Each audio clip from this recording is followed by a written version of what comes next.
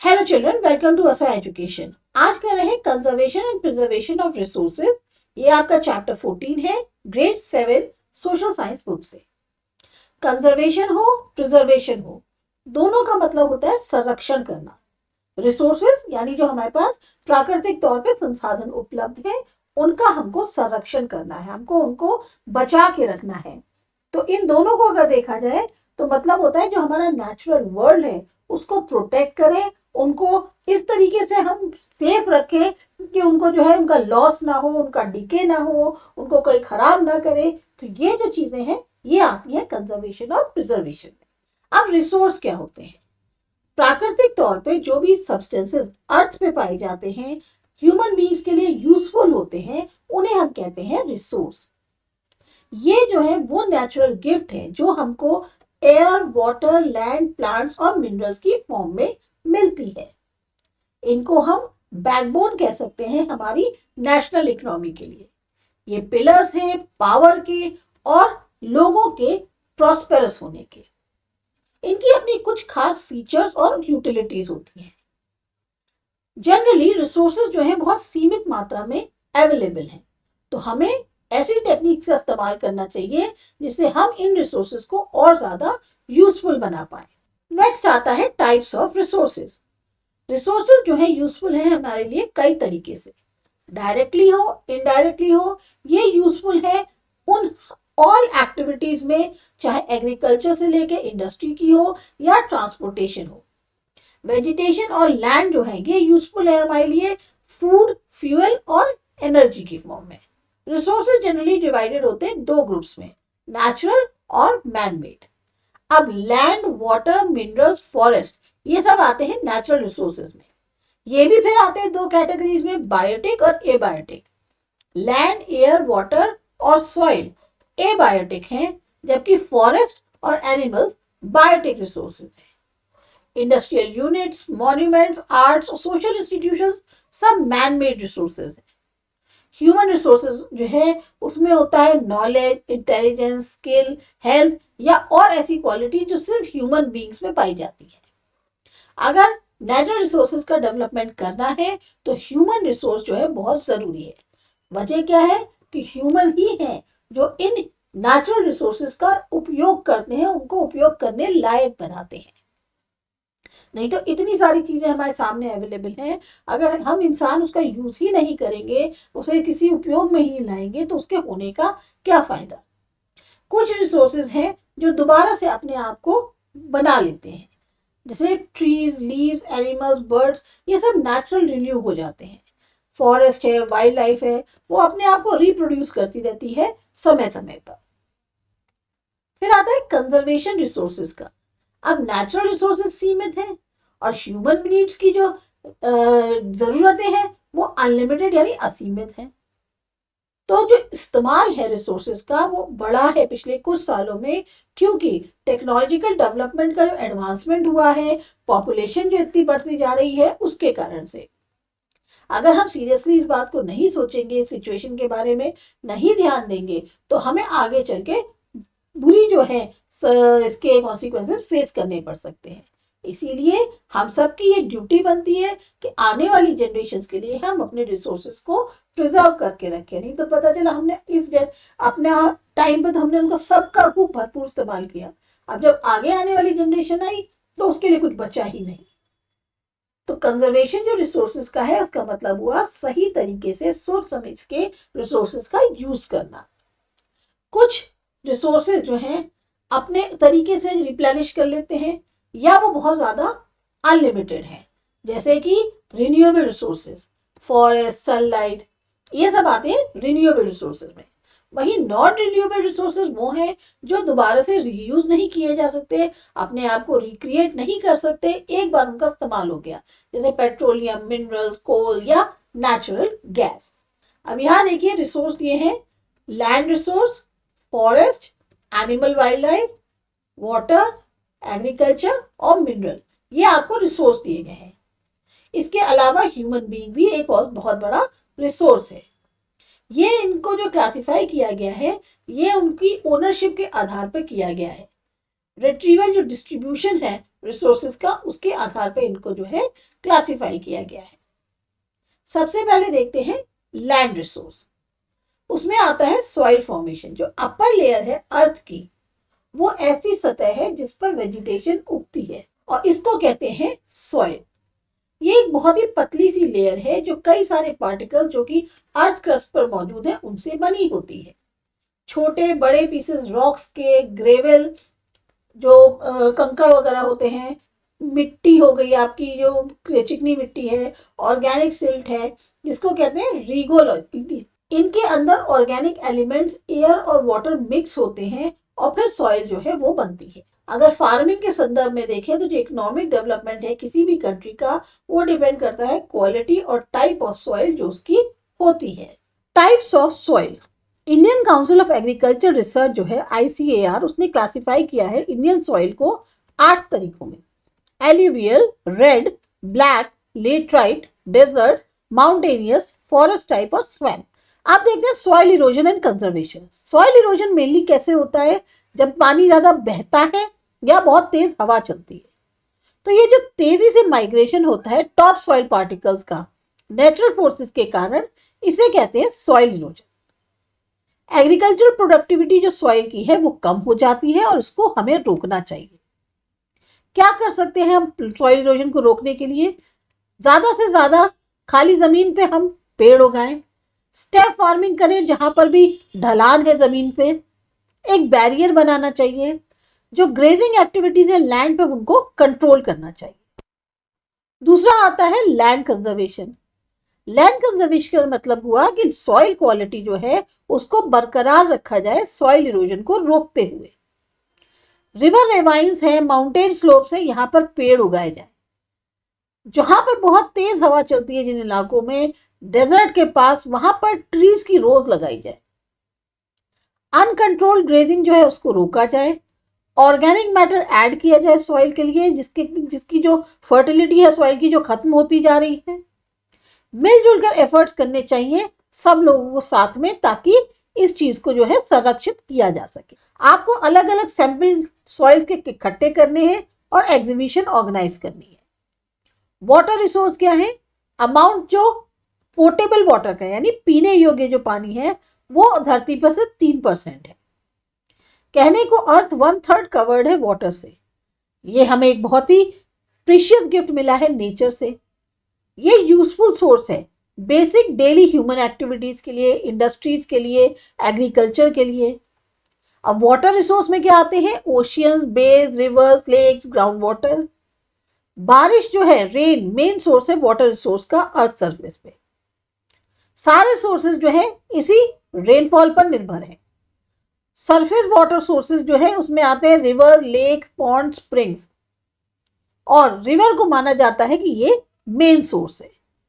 अब एक्टिविटी क्या है कि आपको इरिगेशन मीडियम की लिस्ट बनानी है जो आपके आसपास है, और फिर एक विजिट अरेंज करनी है अपनी टीचर के गाइडेंस के माध्यम से। नेक्स्ट आया water scarcity. Water precious gift है नेचर का।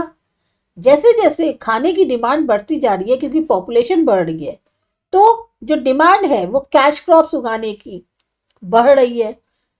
अर्बनाइजेशन यानी शहरीकरण बढ़ रहा है, हाई लिविंग स्टैंडर्ड्स हो रहे हैं लोगों के। तो इन सब की वजह से क्या हो रहा है? वाटर की डिमांड बहुत बढ़ रही है। डर्ट को साफ करना है तो पानी चाहिए। इसीलिए जो क्राइसिस है पानी की कमी की, वो जो है कई हिस्सों में कंट्री के बढ़ती जा रही है। आप पीने के पानी की कमी देख सकते हैं। ग्राउंड वाटर लेवल जो है वो गिर चुका है काफी, क्योंकि ग्राउंड वाटर बहुत ज्यादा एक्सट्रैक्ट किया जा रहा है ट्यूबवेल के थ्रू। कंट्री बहुत जो है एक सीरियस प्रॉब्लम फेस कर रही है, जैसे अवेलेबिलिटी जो है वो कम होती जा रही है और पानी की जो कमी है वो बढ़ती जा रही है। फिर भी हम मेंटेन कर सकते हैं, मैनेज कर सकते हैं वाटर रिसोर्सेज के। हमें पता है limited amount of water available है। प्रदूषित पानी सबसे बड़ी समस्या है। जो बेतहाशा यूज हो रहा है पानी का, उसको रोकना चाहिए और स्टेप्स उठाने चाहिए ताकि उसको मेंटेन किया जा सके। वाटर एक शेयर्ड रिसोर्स है। वाटर प्रिजर्वेशन के लिए कॉमन रेमेडीज जो है वो बहुत जरूरी है, जैसे ज्यादा से ज्यादा रिजर्वायर बनाएं, कोशिश करें कि ग्राउंड वाटर लेवल ऊपर आ जाए। जो भी बहता हुआ पानी है उसे कंट्रोल करें। स्टेप्स उठाने चाहिए कि जो बारिश का पानी है उसे बहने से रोकें और उसे इकट्ठा करें। डैम्स कंस्ट्रक्ट कराएं, रिचार्ज वेल्स हैं, फार्म पॉन्ड्स हैं। इसके अलावा लोगों में जागरूकता लाएं, पब्लिक ज़्यादा से ज़्यादा हिस्सा ले वाटर कंजर्वेशन में। इस वाटर का इस्तेमाल करें गार्डन्स में, टॉयलेट्स में। रिजर्वायर्स को प्रोटेक्ट करें, रिवर्स को प्रोटेक्ट करें पॉल्यूशन से। यूनिट्स जो यूज करते हैं ग्राउंड वाटर, उनका जो है नियंत्रण किया जाए, उन पर ध्यान रखा जाए।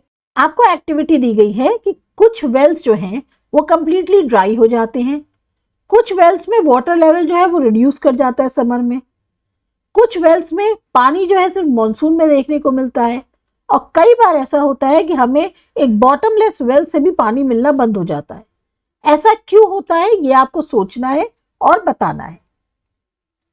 मिनरल रिसोर्सेज, सालों पहले ह्यूमन बींग्स ने टूल्स का इस्तेमाल किया था, स्टोन्स के बने हुए टूल्स का, अपने शिकार करने के लिए। इसका मतलब क्या हुआ, जो रिलेशनशिप थी ह्यूमन बींग्स और मिनरल्स के बीच में वो बहुत पुरानी है और बहुत ज्यादा क्लोज है। जो स्टेजेस है ह्यूमन डेवलपमेंट की ह्यूमन कल्चर में, उनको भी हम जानते हैं मिनरल्स के नाम से। Stone age, copper age, bronze age, iron as.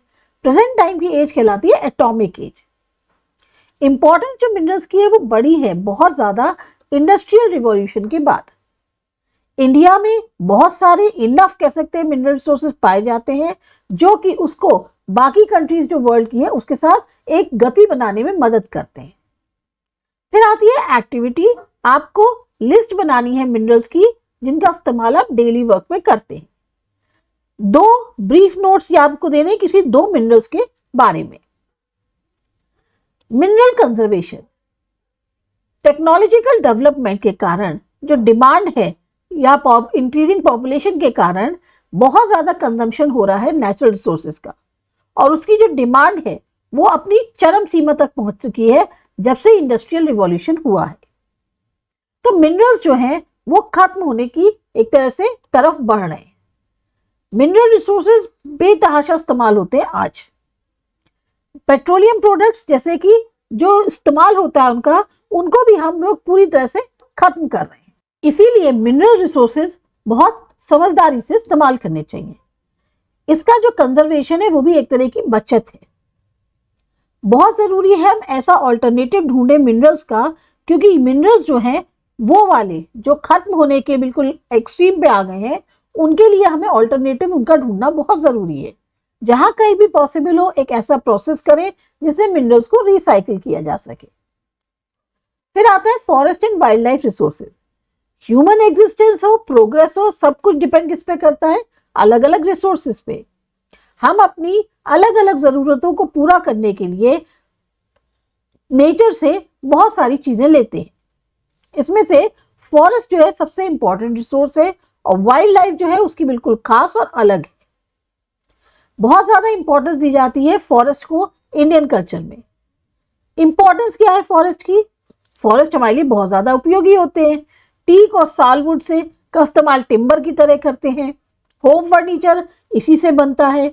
Sports articles जो है वो सिडार और पाइन से बनते हैं। बास्केट, पेपर, रेयन ये सब जो है बैम्बू से बनाए जाते हैं। लैकर, ग्लू, हनी, हर्ब्स ये जंगल से मिलते हैं। इवन जो लोग वहां जंगल में रहते हैं उनकी जीविका भी उसी से ही चलती है। इकोनॉमिक इंपॉर्टेंस के साथ साथ एनवायरमेंटल इंपॉर्टेंस जो है वो भी फॉरेस्ट की बहुत स्पेशल है। ये मॉइस्चर बचा के रखते हैं, क्लाइमेट को खराब होने से बचाते हैं। बहुत ज्यादा उपयोगी होते हैं रेनफॉल लाने के लिए, मदद करते हैं ग्राउंड वाटर लेवल को संरक्षित करने में, सॉइल इरोजन रोकते हैं, मदद करते हैं मेंटेन करने में जो बैलेंस है ऑक्सीजन का और कार्बन डाइऑक्साइड का एटमॉस्फेयर के अंदर। तो इसलिए ये बहुत ज्यादा उपयोगी है। आपको लिस्ट बनानी है वेजिटेशन के आसपास और फिर बताना है कि कैसे ये प्लांट्स आपके लिए यूजफुल हैं। जो फॉरेस्ट कवर इंडिया में है वो बहुत कम है। लार्जेस्ट फॉरेस्ट कवर जो है वो अंडमान और निकोबार आइलैंड्स में है, या फिर स्टेट्स में है मिजोरम, मणिपुर, त्रिपुरा और अरुणाचल प्रदेश के। माउंटेनियस रीजन्स में जो नॉर्थ ईस्ट के हैं वहां 60% से ज्यादा है। जो रिपोर्ट्स हैं स्टेट फॉरेस्ट डिपार्टमेंट 2017-18 की, उसमें टोटल एरिया जो गुजरात का है फॉरेस्ट कवर सिर्फ 11.18% है। नेशनल फॉरेस्ट पॉलिसी के अकॉर्डिंग 33% जो टोटल लैंड एरिया होता है वो जंगलों से कवर्ड होना चाहिए। इंडिया का फॉरेस्ट कवर 23% है। अब आता है फॉरेस्ट कंजर्वेशन। जंगल बहुत तेजी से गायब हो रहे हैं और ये जो घटते जंगल हैं ये एक बहुत बड़ी समस्या बनते जा रहे हैं पूरी दुनिया के लिए। बहुत सारे रीजंस हैं डिफॉरेस्टेशन के। इंसान चाहता है उसे जमीन मिल जाए, रॉ मटेरियल्स मिल जाए इंडस्ट्रीज के लिए, टिम्बर, अर्बनाइजेशन, इन सब का जो एक लालच है उससे जंगल बहुत तेजी से घट रहे हैं। आपाधापी में जंगलों को काटा जा रहा है, एनवायरनमेंट सफर कर रहा है और उसके बुरे प्रभाव पड़ते हैं। फिर पॉल्यूशन बढ़ रहा है, बारिश कम हो रही है, सूखा पड़ रहा है, जमीन उखड़ रही है, जो वाइल्ड लाइफ है वो खतरे में है, उनकी संख्या कम हो रही है, ग्लोबल टेम्परेचर बढ़ रहा है। इंसान जो है एक प्राकृतिक तौर पे जो खूबसूरती है उसे भी डिस्ट्रॉय कर रहा है। हमारा जो कॉन्स्टिट्यूशन है इंडिया का वो कहता है कि प्राइम ड्यूटी है सिटीजन की कि वो प्रोटेक्ट करे, इम्प्रूव करे नेचुरल एनवायरनमेंट को, जिसमें आपके forest, lakes, rivers, wild life सब शामिल है और साथ ही साथ ह्यूमन बींग्स जो हैं या लिविंग बींग्स जो हैं उनके प्रति सहानुभूति रखे। फॉरेस्ट और वाइल्ड लाइफ को भी लॉ प्रोटेक्ट करती है और पनिशमेंट का भी प्रावधान है। कुछ जो फॉरेस्ट कंजर्वेशन स्टेप्स हैं वो क्या है? फॉरेस्ट कंजर्वेशन जो है उसको किया जा सकता है एनवायरमेंट एजुकेशन, एनवायरमेंटल अवेयरनेस के माध्यम से जागरूक करें। इंपॉर्टेंस क्या है फॉरेस्ट की, अलग अलग कंपटीशन एक्टिविटीज से समझाएं। इंप्रूव करें स्कोप ऑफ वर्क जो फॉरेस्ट डिपार्टमेंट का है। ट्री प्लांटेशन ज्यादा से ज्यादा खाली जमीन पे, इको क्लब बनाया जाए स्कूल में और उसके अकॉर्डिंग बहुत सारी एक्टिविटीज करी जाए। इंपॉर्टेंस दी जाए प्रोग्राम्स को, जैसे टी प्लांटेशन है, वन महोत्सव। अब जो डिफरेंट डेज है सेलिब्रेशन के, 21 मार्च को वर्ल्ड फॉरेस्ट डे मनाते हैं, 5 जून को वर्ल्ड एनवायरनमेंट डे, 4 अक्टूबर को वर्ल्ड वाइल्ड लाइफ डे और 29 दिसंबर को biodiversity day. Wild life resources की क्या जो है डिटेल्स वो देखते हैं। अब हमारी इंडिया की वाइल्ड लाइफ बहुत डाइवर्स है। अलग अलग तरीके के इंसेक्ट्स और अलग अलग एनिमल्स जो है जो दुनिया के हैं वो इंडिया में पाए जाते हैं। इसी तरह से बर्ड्स की स्पीशीज और फिश की स्पीशीज में भी बहुत डाइवर्सिटी देखने को मिलती है। रेप्टाइल्स, मैमल्स और एम्फीबियन की बहुत ज्यादा डाइवर्सिटी इंडिया के अंदर है। Kashmiri deer, wild goat Jammu Kashmir और लद्दाख में पाया जाता है। एलिफेंट्स आपको उत्तराखंड, कर्नाटक, केरला और असम में मिल जाएंगे। वन हॉर्न राइनोसेरस ये यूनिक एनिमल है इंडिया का। ये मिलता है असम में या स्वैम्पी रीजन जो है बंगाल का, वेस्ट बंगाल का, वहां मिलता है। गुड़खार जिसे वाइल्ड डोंकी कहते हैं, ये लिटिल रन ऑफ कच्छ या उसके आसपास के इलाकों में पाया जाता है। इंडिया एक अकेली कंट्री है जहां 3 तरह के एनिमल्स, लायन, लेपर्ड्स और टाइगर्स पाए जाते हैं। लायन जो है वो जंगल में रहते हैं, जो फॉरेस्ट है गिर, गुजरात में। टाइगर्स मिलेंगे वेस्ट बंगाल, मध्य प्रदेश, महाराष्ट्र, कर्नाटक, राजस्थान या अलग अलग रीजन में हिमालयाज के। रॉयल बंगाल टाइगर जो कि टाइगर बंगाल का, ये वन ऑफ द 8 स्पीशीज है पूरी दुनिया के अंदर। बियर, भालू जो है वो मिलेंगे आपको दांता, जैसोर, विजयनगर या देडियापाड़ा या रतन महल जो गुजरात में है, ऐसे इलाकों में।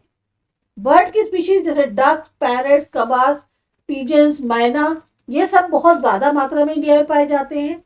नाल सरोवर जो गुजरात के लिए है या गुजरात में है, वो फेमस है माइग्रेटरी बर्ड्स जो विंटर में आती हैं। फ्लैमिंगो, सुरखाब जिसे बोलते हैं, ये स्टेट बर्ड है गुजरात की। मैकरेल, प्रॉन, भूमला, शार्क, डॉल्फिन, सैल्मन, ये स्पीशीज फिश की कोस्टल एरियाज में मिलती है इंडिया के। अलग अलग तरीके के डियर और बहुत तरीके के स्नेक्स जो हैं वो भी पाए जाते हैं। रेड पांडा जो है वो स्नो फॉरेस्ट में मिलते हैं हिमालयाज के। पर कुछ स्पीशीज ऐसी हैं जो अब खतरे में हैं, जो लुप्त होने की कगार पे हैं। टाइगर्स जो फॉरेस्ट में गुजरात के हैं, चीता जो है इंडिया के फॉरेस्ट में है, वो एक्सटिंक्ट हो रहे हैं। कुछ ऐसी स्पीशीज हैं जिसमें आती हैं birds, sparrow, vulture, stork, owl, crane और एनिमल जैसे घड़ियाल, क्रोकोडाइल है, गैंजेटिक डॉल्फिन है, ये सब लुप्त होने के कगार पे हैं। ऑटर्स जो कि पाए जाते हैं गुजरात के रिवर्स में, जैसे नर्मदा, तापी या साबरमती में, ये भी खतरे में। ऑटर ऊदबिलाव जो होता है। अब आता है वाइल्ड लाइफ कंजर्वेशन। लॉज जो है वो बनाई गई हैं ताकि वाइल्ड लाइफ को आगे से आने वाली सदियों तक बचाया जा सके। हिस्ट्री जो रिकॉर्ड्स है वो बताते हैं कि एम्परर अशोका ने ऐसे ही लॉज बनाए थे वाइल्ड लाइफ को प्रोटेक्ट करने के लिए। आज भी ऐसे ही कानून जो है मौजूद है। स्टेट वाइल्ड लाइफ बनाई गई है ज्यादातर स्टेट्स में, और भी ऐसी वॉलंटरी ऑर्गेनाइजेशंस हैं जो इसके लिए काम करती हैं। कुछ लीगल स्टेप्स उठाने चाहिए वाइल्ड लाइफ कंजर्वेशन के लिए, जैसे रोकने के लिए, कंट्रोल करने के लिए जो वाइल्ड लाइफ पे अत्याचार हो रहे हैं या उनका जो है अवैध शिकार हो रहा है, उसको रोकने के लिए स्ट्रिक्ट जो है लॉज को लागू करना चाहिए।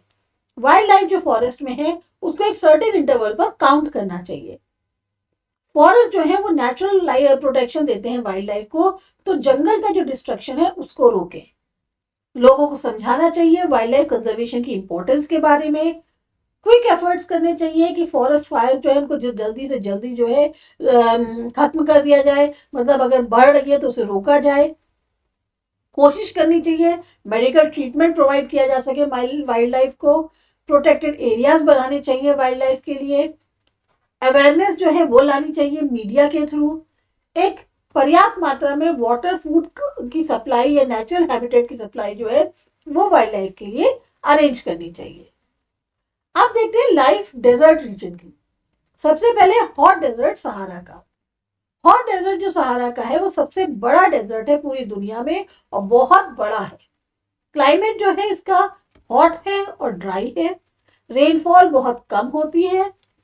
वेजिटेशन जो है फ्री रीजन में वो डे टेम्परेचर जो है वो 50 डिग्री सेंटीग्रेड पहुंच जाता है और नाइट टेम्परेचर 0 डिग्री का। तो यहां पर वेजिटेशन होती ही नहीं है, ये इलाका ही वेजिटेशन फ्री होता है।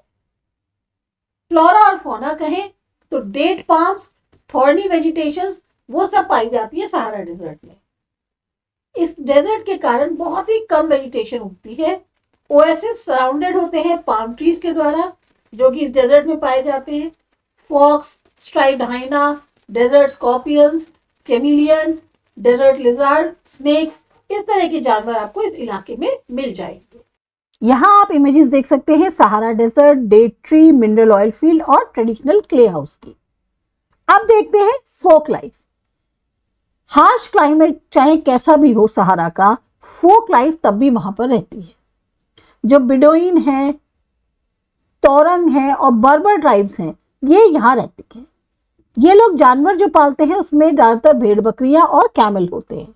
इनसे इनको मिल्क, लेदर और वूल मिलता है और फिर ये जो है उससे जरूरी वाली जो चीजें होती हैं, कारपेट, क्लोथ्स, वार्म ब्लैंकेट्स, वो सब बनाते हैं। पानी की अवेलेबिलिटी होने के कारण बहुत ज्यादा नाइल वैली में क्रॉप्स जैसे डेट्स या व्हीट उगाए जाते हैं। मिनरल ऑयल आपको डेजर्ट एरिया में मिलेगा सहारा के। इसके अलावा आयरन, फास्फोरस, मैंगनीज, यूरेनियम, ये सब भी पाए जाते हैं। बहुत ज्यादा चेंजेस आए हैं फोक लाइफ में कुछ रीजन्स के, क्योंकि यहाँ पर हाई प्रोडक्शन है मिनरल्स का। मड हाउस की जगह अब अच्छे ठोस पक्के मकान हैं, रोड का कंस्ट्रक्शन हो रहा है, शहरीकरण हो रहा है। तो बहुत से लोग जो अब्रॉड के हैं वो भी यहाँ पर आते हैं ऑयल सेक्टर में एम्प्लॉयमेंट के लिए। डेजर्ट जो है लद्दाख का, उसको देखते हैं। यूनियन टेरिटरी जो लद्दाख की है वो लोकेटेड है नॉर्थ इंडिया में। ये एक कोल्ड डेजर्ट है इंडिया का। इसके नॉर्थ में जो है काराकोरम माउंटेन रेंज है और साउथ में Zanskar mountain range. Indus main river है इस रीजन की। एयर यहाँ बहुत पतली है, क्लाइमेट कोल्ड है और ड्राई है क्योंकि हाइट बहुत ज्यादा है। समर में जो टेम्परेचर है वो अबव 0 डिग्री होता है और नाइट में टेम्परेचर -30 डिग्री। रेनफॉल बहुत कम होती है। लद्दाख को खापाचान भी कहते हैं, इसका मतलब होता है ग्लेशियर। फिर देखते हैं वेजिटेशन और वाइल्ड लाइफ लद्दाख की। फ्लोरा और फौना। स्नो डेजर्ट जो लद्दाख का है वो एरिड और ड्राई क्लाइमेट है, तो यहाँ बहुत वेजिटेशन कम होती है, सिर्फ छोटी छोटी घास पाई जाती है। इसको जो पालतू जानवर हैं उनकी ग्रेजिंग के लिए इस्तेमाल करते हैं। सिडार और पॉपुलर ट्रीज इस वैली रीजन में पाई जाती हैं। लद्दाख में वैरायटी मिलेगी बर्ड स्पीशीज की। देव चकली, रेड स्टार्ट, चुकर, ग्रैंडला, snow partridge, snow cock Tibet का, रेवन, हुपोई बहुत सारे पाए जाते हैं। जबकि एनिमल्स में snow leopard, red fox, mammoth, ochre bear, Himalayan tahr पाया जाता है। वाइल्ड गोट, शीप और याक्स इनका जो है इसलिए यूज किया जाता है ताकि इनसे मिल्क और मीट मिल सके। फिर ये पनीर बनाते हैं याक के मिल्क से, और वुलन क्लोथ जो है वो बने होते हैं शीप, गोट और याक की जो फर होती है उससे। यहाँ पर आप इमेजेस देख सकते हैं फार्म जो लद्दाख का है और वॉलनट ट्री की। पीपल, लद्दाख जो है वो जाना जाता है अपनी जो पहाड़ी खूबसूरती है, वहाँ का जो कल्चर है उसके कारण। ज्यादातर जो ट्राइब्स हैं जैसे इंडो आर्यन, तिब्बतियन, लद्दाखी वो यहाँ रहते हैं। ये लोग बुद्धिज्म को फॉलो करते हैं। बहुत सारी बुद्धिस्ट मोनेस्ट्रीज यानी जो है बौद्ध मठ जिसे कहते हैं वो लद्दाख रीजन में है, जैसे हेमिस, थिस्की, रो, ऐसे बहुत सारे हैं। समर सीजन के दौरान बार्ले, पोटैटोज, पी मेनली यहाँ पर उगाए जाते हैं। फार्मिंग और हाउस होल्ड वर्क के साथ साथ विमेन छोटे छोटे बिजनेस करती हैं, जैसे शॉप चलाना, वो जो वुलन क्लोथ्स है उनको बुनना। क्योंकि तिब्बतियन कल्चर यहाँ बहुत ज्यादा फैला हुआ है इसीलिए इसको स्मॉल तिब्बत भी कहते हैं। आप देख सकते हैं ये बुद्धिस्ट मॉनेस्ट्री की इमेज दी हुई है। लोग जो है बहुत ही सिंपल और इजी लाइफ जीते हैं यहाँ पे। एम्प्लॉयमेंट जो लोगों का है वो मेनली एसोसिएटेड है टूरिज्म इंडस्ट्री से। पूरी दुनिया से लोग यहाँ आकर विजिट करते हैं। मोनेस्ट्रीज, मेडोज, ग्लेशियर्स इस रीजन के बहुत ज्यादा देखने योग्य है। जो यहाँ के फेस्टिवल्स हैं, रिलीजियस सेरेमनीज हैं, वो हम लोगों का एक तरह से प्रिविलेज होता है कि हमें जो ये सब चीजें देखने को मिलती हैं। इसीलिए जो लाइफ है लद्दाख की वो भी देखना एक बहुत बड़ा खूबसूरत प्रिविलेज माना जा सकता है। आप ये देख सकते हैं ट्रेडिशनल ड्रेस लद्दाख की। मेन सिटी जो लद्दाख की है वो है लेह, जो कि कनेक्टेड है एयर और लैंड रूट से। नेशनल हाईवे नंबर 1A पास यहाँ होता है, यहाँ से होता है। मॉडर्नाइजेशन के कारण कुछ चेंज आने लग गया है लाइफ में लोगों की, तब भी लोग जो है अपना पेस नेचर के साथ बना के चलते हैं। वो अपनी जो लाइफ है उसको स्पेंड करते हैं नेचुरल थिंग्स को बहुत ही सोच समझकर इस्तेमाल करके। रन ऑफ कच्छ, जो डेजर्ट है कच्छ का वो लोकेटेड है नॉर्थ वेस्ट में गुजरात के। पाकिस्तान आता है वेस्ट में कच्छ डेजर्ट के और राजस्थान आता है नॉर्थ ईस्ट में उसके। ये दो पार्ट्स में डिवाइडेड है, लिटिल रन और the great run of Kutch. इस एरिया के लिए माना जाता है कि ये जो बना है ये कॉन्टिनेंटल शेल्फ के ऊपर उठने के कारण बना। ये जो डेजर्ट है ये पार्ट है थार डेजर्ट का, जो कि लोकेटेड है कच्छ डिस्ट्रिक्ट में गुजरात की। व्हाइट डेजर्ट भी यहीं पर ही लोकेटेड है। क्लाइमेट यहाँ का बिल्कुल हॉट और ड्राई है। एक्टिविटी में आपको क्या करना है, व्हाइट डेजर्ट जो कच्छ का है उसके बारे में आपको एक रिपोर्ट बनानी है, इंफॉर्मेशन कलेक्ट करके। फ्लोरा और फौना जो है इस डेजर्ट में जो पाया जाता है वो बताना है। लाइफ ऑफ पीपल जो कि इस डेजर्ट में रहते हैं कच्छ के, और कौन कौन सी प्लेसेस है जहां पर विजिट किया जा सकता है। फिर आता है फ्लोरा एंड फौना यानी फ्लावर्स और एनिमल्स जो है। बनी एरिया जो है वो लोकेटेड है डेजर्ट ऑफ कच्छ में। बहुत ही वैरायटी यहाँ पर ग्रास की और थॉर्नी बुशेस की यहाँ पर पाई जाती है। अब डेजर्ट का जो इलाका है वो और ना बढ़े उसको रोकने के लिए वाइल्ड अकेसिया ट्रीज जो है वो यहाँ पर लगाए गए हैं। फ्लैमिंगो मिलती है लार्ज डेजर्ट ऑफ कच्छ में। इसके अलावा लॉरल जो कि ग्रेट इंडियन बस्टर्ड, कुंज, क्रेन और बर्ड्स जो है वो भी पाई जाती हैं। जो ग्रेट इंडियन बस्टर्ड है वो लुप्त होने की कगार पे है। गुड़घर, वाइल्ड एस, नीलगाय, गोल्डन फॉक्स, हेनोतारो, नार, जारक, चिंकारा, एंटीलोप ये सब भी यहाँ पाए जाते हैं। फिर आते हैं फोक लाइफ पे। डाइवर्स है, बहुत ही वैरिड है कच्छ की फोक लाइफ। लोग यहाँ पर जानवर पालते हैं जैसे sheep, goats, cow buffaloes, camels, donkeys. जो लोग कोस्टल एरिया में हैं उनको एम्प्लॉयमेंट मिलता है शिपिंग, फिशिंग या श्रिम्प फार्मिंग के अंदर। क्लाइमेट बहुत ज्यादा चेंज है तो डेट, पोमोग्रेनेट, कोकोनट, कच्ची केसर, मैंगोज ये सब कुछ इलाकों में उगाए जाते हैं। मेन क्रॉप यहाँ का मिलेट है। कुछ लोग जो है कच्छ के वो स्पेशल टाइप ऑफ एम्ब्रॉयडरी और हैंडीक्राफ्ट बिजनेस में एंगेज होते हैं। मॉडर्न इंडस्ट्रीज के ग्रोथ के कारण जो प्रोपोर्शन है एम्प्लॉयमेंट का वो भी बढ़ा है। टूरिज्म इंडस्ट्री वो बहुत तेजी से बढ़ रही है, एम्प्लॉयमेंट मिलता है उससे बहुत सारे लोगों को। एडवेंचर की एक्टिविटीज जैसे कि पैराग्लाइडिंग है वो डेवलप हो रही है, क्योंकि यहाँ पर जो ज्योग्राफिकल कंडीशंस हैं कच्छ की वो फ्लैट है। तो ये था आपका चैप्टर, आपको अच्छा लगा, समझ में आया, सब्सक्राइब करिए आसा एजुकेशन। मिलते हैं अगले चैप्टर में।